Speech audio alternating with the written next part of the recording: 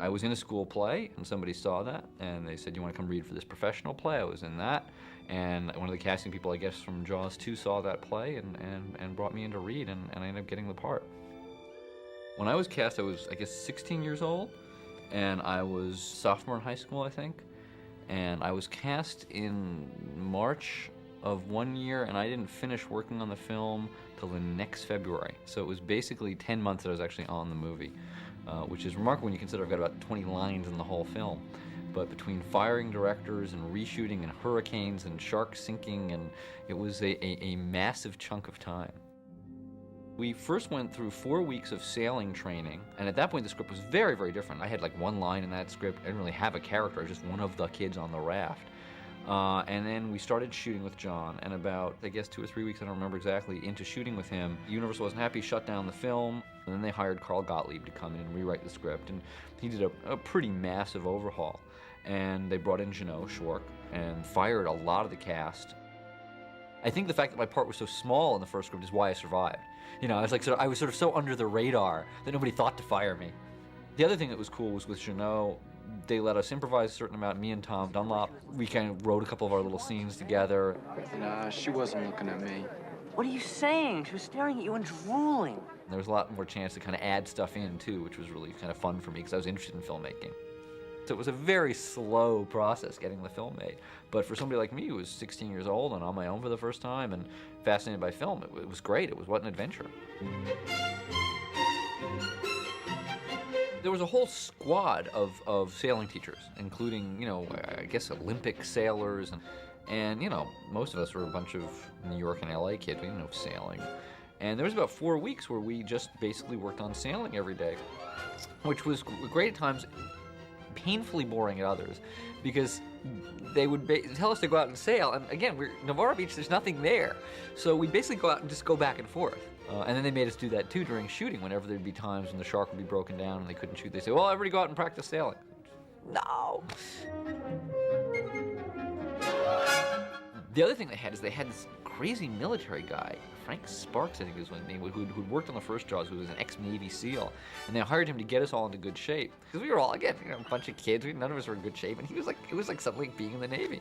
Although I will say we all got in pretty good shape. It's remarkable that nobody died in the process. Hi. I'd like to go to the lighthouse with you. Anytime you get a bunch of teenagers and kids in their early 20s, what happened was cliques formed. There were always groups, 2, 3, 4 people who all got along. I mean, there were no real enemies. I don't remember any terrible fights, although I think over the course of shooting, there were romances that went awry, and this girl was just with this guy, and then she broke up and went over here, and then these two guys were pissed at each other because of that. But it never devolved to the point of, like, fighting or, you know. Again, whenever you get a bunch of teenagers in one place together, you're going to get sex and cliques. Mr. Quiston! Mr. Quiston! How about this belt? Shave off that dreadful moustache. England expects every man to do his duty. That was just something that Carl wrote for me because of this whole idea of Doug being kind of this weird class clown guy. This will be our finest hour. I'd never worked with squibs before, and so I was completely terrified when this thing blew up that made the hole in the boat, because I didn't realize how loud. I mean, it was like this gunshot going off, and no one warned me, so I had this big jump reaction, which you can kind of see in the movie. Oh, shit. Hey, Bly, someone pop your balloon? No problem. No problem. Do you feel your boat now, are you okay? It wasn't scary because it was like, oh, it felt like a real shark. It was scary because it was a huge piece of mechanical equipment that could control only so well. That was the sled shark, which is the one they pulled behind a boat, coming at high speed, and it just worked out perfect. When they hit my boat with that thing, I got knocked, into the water and got a little bit tangled up in it, got dragged along for a little ways. So there was a certain feeling of danger that went along with that. They tried to be very safe, and they had divers and all that stuff, but it was this however many 1,000-pound piece of equipment being dragged through the water at high speed, aimed at you, and they're kind of going, okay, we hope this will look right when it hits you. So there was definitely some scary moments with that. There was always that thing of what else was in the water that you didn't know about. Certainly, you're just thinking about sharks all the time, so there's also that mindset is going on of what else might be out here. And forget the mechanical ones. What about the real ones that might be hanging out? We're almost there! think it's gonna work. Come on, Patrick, port to port! Keep it going, keep it going. We're gonna make it. Just keep it turning. That was not a real island. I think they took a barge, and then they built plastic rocks basically all over the outside. It's a very impressive piece of production design. And I think it cost a ton of money too. And it was weird because they could tow it around, and you'd look out, and there'd be this island being towed different places. And in fact, some of the stuff was shot very close to shore. And there'd just be this island kind of surreally sitting out there, just 100 feet.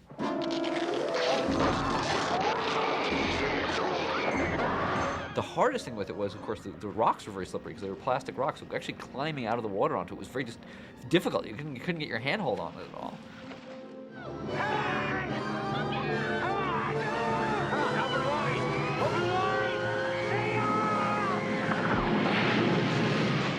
I remember one of the camera operators actually got singed by because the problem with pyrotechnics is you never know exactly how big it was going to be.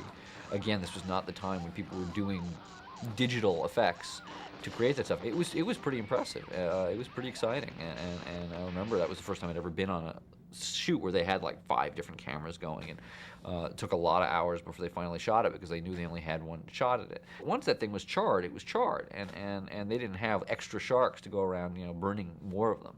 He did it! It's dead! It's dead!